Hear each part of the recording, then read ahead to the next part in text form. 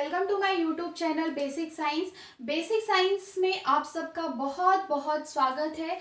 आज हम basic science की अपनी क्लास को स्टार्ट करते हैं। तो यदि आपको हमारा आज का वीडियो पसंद आए तो वीडियो को लाइक करें, चैनल को सब्सक्राइब करें, जिसमें आपको डेली आने वाले वीडियोस का नोटिफिकेशन मिलता रहे। ठीक है, तो चलिए आज का हमारा टॉपिक स्टार्ट करते हैं। तो स्टूडेंट, आज का हमारा टॉपिक है क्या है? राइबोसोम। ठीक है, आज हम स्टार्ट कर रहे हैं राइबोसोम के बारे में। तो सबसे पहले क्वेश्चन क्या आता है कि राइबोसोम कहाँ पाया जाता है? ठीक है, यह जो राइबोसोम है इसका खोज किसने किया, राइबोसोम का स्ट्रक्चर के बारे में। तो आज हम राइबोसोम से रिलेटेड सारे पॉइंट स्टूडेंट कवर करेंगे।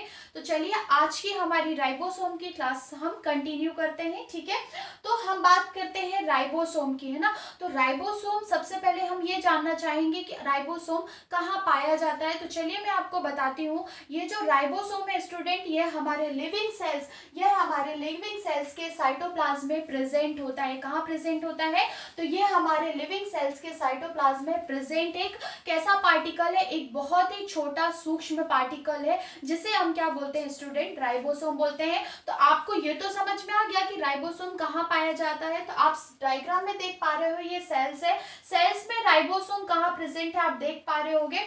और ये हमारे सेल्स मतलब लिविंग सेल्स मतलब यूकैरियोटिक सेल्स और प्रोकैरियोटिक सेल्स में प्रेजेंट कैसा ऑर्गन है? लिविंग ऑर्गन है। और ये सबसे छोटा ऑर्गन है, सबसे स्मॉल पार्टिकल है। ठीक है, ये हमने राइबोसोम के बारे में कुछ पॉइंट देखे।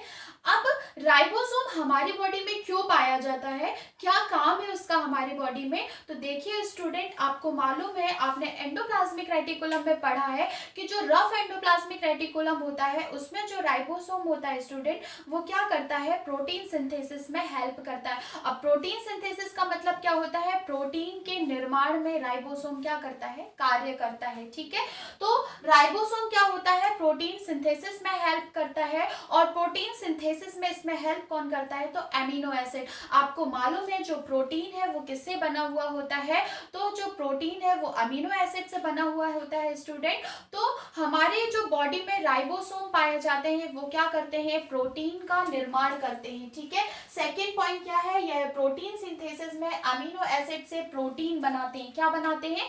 प्रोटीन का निर्माण करते हैं। यह है इंपॉर्टेंट पॉइंट। फिर नेक्स्ट हम इंपॉर्टेंट पॉइंट देखेंगे कि ये कैसा होता है। जो राइबोसोम होता है स्टूडेंट, वो कैसा होता है? मेम्ब्रेन लेस ऑर्गन होता है, मतलब इसमें मेम्ब्रेन नहीं पाई जाती है। ठीक है, ये हमारी बॉडी में प्रेजेंट स्टूडेंट, ये कैसा ऑर्गन है? तो ये मेम्ब्रेन लेस ऑर्गन है। और ये हमारे कहाँ पाया जाता है? हमारी बॉडी के सेल के साइटोप्लाज्म में प्रेजेंट होता है। अब मैं आपको एक इम्पॉर्टेंट बात भी बताना चाहूंगी। जो हमारी बॉडी है स्टूडेंट, हमारी बॉडी में अलग अलग ऑर्गन में सेल्स पाई जाती है। तो जो हमारे ब्लड में आरबीसी पाया जाता है, तो जो मेच्योर आरबीसी होता है, उस मेच्योर आरबीसी में स्टूडेंट राइबोसोम नहीं पाया जाता। ये इंपॉर्टेंट फैक्ट है, आप इसको याद रखिएगा। ठीक है, तो जो हमारे आरबीसी है, मतलब जो हमारे मेच्योर आरबीसी है स्टूडेंट, उसमें राइबोसोम के कण नहीं पाए जाते। ये है इंपॉर्टेंट पॉइंट। ठीक है, और फिर नेक्स्ट इंपॉर्टेंट पॉइंट की बात करें स्टूडेंट, तो ये हमारी बॉडी का सेल्स का एक बहुत ही स्मॉलेस्ट पार्टिकल है। कैसा पार्टिकल है? ये बहुत ही ज्यादा स्मॉलेस्ट पार्टिकल है। ठीक है, अब चलिए नेक्स्ट पॉइंट की बात हम करते हैं। तो एक क्वेश्चन हमारे मन में आता है कि ये बताओ, सबसे पहले राइबोसोम को देखा किसने? ठीक है, डिस्कवरी ऑफ राइबोसोम। तो हम डिस्कवरी ऑफ राइबोसोम की बात करें स्टूडेंट, तो सबसे फर्स्ट जो डिस्कवरी है वो किसने की थी? तो रोमानिया के 1950 की बात है, 1950 की बात है। रोमानिया के एक सेल बायोलॉजिस्ट थे जिनका नाम था पैलेट। तो पैलेट ने सबसे फर्स्ट टाइम पे किसको देखा था? राइबोसोम को देखा था। अच्छा ठीक है, राइबोसोम को देखा।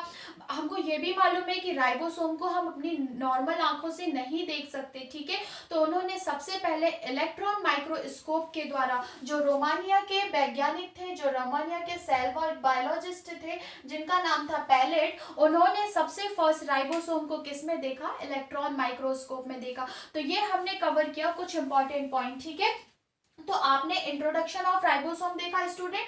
तो इंट्रोडक्शन ऑफ राइबोसोम में आपने देखा ये कैसा है, लिविंग सेल के साइटोप्लाज्म में प्रेजेंट एक पार्टिकल है और यह प्रोटीन सिंथेसिस में अमीनो एसिड को क्या करता है, प्रोटीन बनाने में हेल्प करता है। फिर हमने देखा राइबोसोम कैसा होता है, मेम्ब्रेन लेस ऑर्गन होता है, इसमें क्या नहीं पाया जाता, तो इसमें जो आरबीसी के सेल्स होते हैं, आरबी सेल्स के सेल्स में स्टूडेंट क्या नहीं पाया जाता, राइबोसोम नहीं पाया जाता है। ठीक है, फिर हमने डिस्कवरी देख ली स्टूडेंट। तो डिस्कवरी में हमने देखा कि 1915 की बात है, 1950 की बात है। 1950 में एक रोमानिया के साइंटिस्ट थे जिनका नाम था, क्या नाम था जिनका, पैलेट। वो एक सेल बायोलॉजिस्ट थे। उन्होंने सबसे फर्स्ट टाइम इलेक्ट्रॉन माइक्रोस्कोप में राइबोसोम को देखा। ठीक है, चलिए आगे कंटिन्यू करते हैं। तो राइबोसोम के कुछ अलग अलग नाम है। राइबोसोम को जैसे आपने गोल्जी बॉडी के कुछ अलग अलग नाम देखे थे स्टूडेंट, तो वैसे ही हम राइबोसोम के अलग अलग नाम देखते हैं। ठीक है,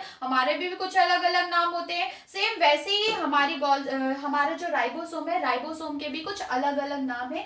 तो फर्स्ट हम बोलते हैं पा रहे होंगे, राइबोसोम का एक नाम है स्टूडेंट राइबोन्यूक्लियोप्रोटीन, सेकंड नाम है माइक्रोसोम, थर्ड नाम है प्रोटीन की फैक्ट्री और फोर्थ इसका नेम है सेल्स का इंजन। ठीक है, अब प्रोटीन की फैक्ट्री राइबोसोम का नाम क्यों रखा गया, तो स्टूडेंट प्रोटीन की फैक्ट्री इसीलिए रखा गया क्योंकि जो राइबोसोम है वो प्रोटीन का निर्माण करता है, प्रोटीन का सिंथेसिस करता है, इसीलिए उसे प्रोटीन की फैक्ट्री बोला जाता है। ठीक है, अब राइबोन्यूक्लियोप्रोटीन क्यों नाम पड़ा, तो जो हमारा राइबोसोम है स्टूडेंट, वो प्रोटीन, राइबोप्रोटीन और आरएनए से मिलकर बना होता है, इसीलिए इसे क्या कहा जाता है, राइबोन्यूक्लियोप्रोटीन कहा जाता है। ठीक है, अब सेल्स को वर्क करने के लिए, सेल्स को एनर्जी प्रोटीन ना वो कौन प्रोवाइड कराता है, तो सेल्स को प्रोटीन प्रोवाइड करता है, या हमारी बॉडी को प्रोवाइड कौन कराता है, प्रोटीन। तो हमारी बॉडी में प्रेजेंट या सेल्स में प्रेजेंट राइबोसोम, इसीलिए राइबोसोम को स्टूडेंट सेल्स का इंजन कहा जाता है। ठीक है,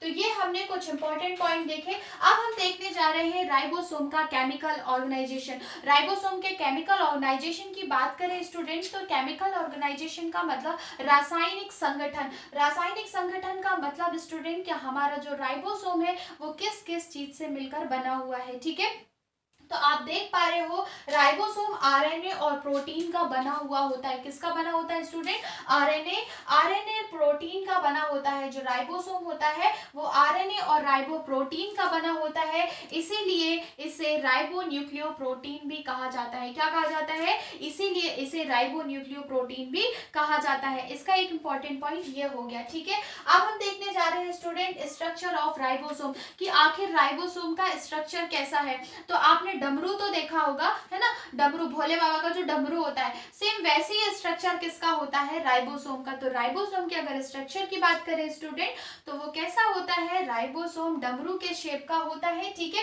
राइबोसोम स्फेरिकल शेप में भी होता है, ये भी एक इंपॉर्टेंट पॉइंट है। ठीक है, नेक्स्ट हमने देखा इसके व्यास की बात करें, तो इसका जो व्यास होता है स्टूडेंट वो 150 से 250 एंगस्ट्रॉम होता है। कितना होता है, राइबोसोम का जो व्यास होता है स्टूडेंट वो 150 से 250, मतलब 150 से लेके 250 एंगस्ट्रॉम तक इसका व्यास होता है। ठीक है, फिर हम नेक्स्ट कवर करने जा रहे हैं। इसके बाद हम देखेंगे राइबोसोम जो माइटोकॉन्ड्रिया और कहाँ कहाँ प्रेजेंट होता है। तो हम बात करते हैं, आपने पहले भी जब माइटोकॉन्ड्रिया की क्लास देखी है तो मैंने आपको बताया था स्टूडेंट कि माइटोकॉन्ड्रिया में भी राइबोसोम प्रेजेंट होता है। तो आप डायग्राम में देख पा रहे होंगे कि राइबोसोम में माइटोकॉन्ड्रिया प्रेजेंट है। फिर हमारे जो साइटोप्लाज्म में पूरे साइटोप्लाज्म में राइबोसोम के जो कण होते हैं वो फैले हुए होते हैं, तो आप डायग्राम में देख सकते हैं। फिर उसके बाद हम देखते हैं क्लोरोप्लास्ट। तो जो क्लोरोप्लास्ट है, जो हरित लवक है, ये पौधों में पाया जाता है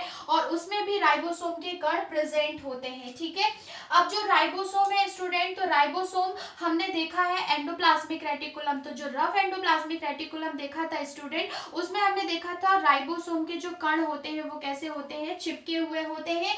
तो हमारे जो राइबोसोम है, राइबोफोरेन प्रोटीन के कारण एंडोप्लाज्मिक रेटिकुलम से क्या होते हैं, चिपके हुए होते हैं, इसीलिए हम उसे क्या बोलते हैं, रफ एंडोप्लाज्मिक रेटिकुलम, खुरदुरा एंडोप्लाज्मिक रेटिकुलम। उसको खुरदुरा क्यों कहा जाता है, क्योंकि उसमें राइबोसोम के कुछ कण चिपके हुए होते हैं। ठीक है, तो आज हम देखते हैं हमने क्या क्या पॉइंट कवर किए राइबोसोम से रिलेटेड। तो सबसे पहले हमने राइबोसोम का परिचय देखा स्टूडेंट की, ये कहाँ प्रेजेंट होता है। तो आपने देखा ये सेविंग सेल्स और साइटोप्लाज्म में प्रेजेंट होता है। फिर आपने इसमें कुछ और देखा, फिर डिस्कवरी, और आपने डिस्कवरी ऑफ राइबोसोम देखा स्टूडेंट। तो राइबोसोम की डिस्कवरी किसने किया था? तो राइबोसोम की डिस्कवरी, ये याद रखना, 1950 में रोमानिया के एक सेल बायोलॉजिस्ट थे जिनका नाम था पैलेट। उन्होंने राइबोसोम को सबसे पहले माइक्रो इलेक्ट्रॉन या इलेक्ट्रॉन माइक्रोस्कोप में सबसे पहले किसको देखा? राइबोसोम को देखा स्टूडेंट, ठीक है। फिर हमने राइबोसोम के कुछ अलग अलग नाम देखे। फिर हमने राइबोसोम का केमिकल ऑर्गेनाइजेशन का मतलब है कि राइबोसोम किस किस चीज से मिलकर बना हुआ है, ठीक है। फॉर एग्जाम्पल आप लड्डू ले लो, तो लड्डू किससे बना हुआ होता है? बूंदी का लड्डू ले लो, तो बूंदी और उसमें चाशनी वगैरह से मिलकर के वो लड्डू बना होता है ना। सेम वैसे ही राइबोसोम स्टूडेंट किससे बना हुआ है? तो राइबोसोम के अगर केमिकल स्ट्रक्चर की बात करें तो वो राइबोप्रोटीन और आरएनए से मिलकर बना होता है, ठीक है। फिर हमने देखा इसीलिए इसे राइबोन्यूक्लियोप्रोटीन कहा जाता है। फिर हमने स्ट्रक्चर ऑफ राइबोसोम की बात कर ली स्टूडेंट, तो वो डमरू के शेप में होता है, शंकर जी का, भोलेनाथ का डमरू के शेप का होता है और स्फेरिकल शेप में होता है। अगर स्टूडेंट हम इसके व्यास की बात करें तो इसका व्यास 150 से 150 टू 250 एंगस्ट्रॉम होता है, ठीक है। फिर हमने देख लिया कि राइबोसोम कहाँ कहाँ प्रेजेंट होता है। तो आज की क्लास में हमने बहुत सारे राइबोसोम के इंपॉर्टेंट पॉइंट कवर किए स्टूडेंट। कल हम राइबोसोम का क्या देखेंगे? फंक्शन देखेंगे। नेक्स्ट वीडियो में हम राइबोसोम का फंक्शन देखेंगे। तो चलिए ठीक है, आज की क्लास हमारी यहीं तक।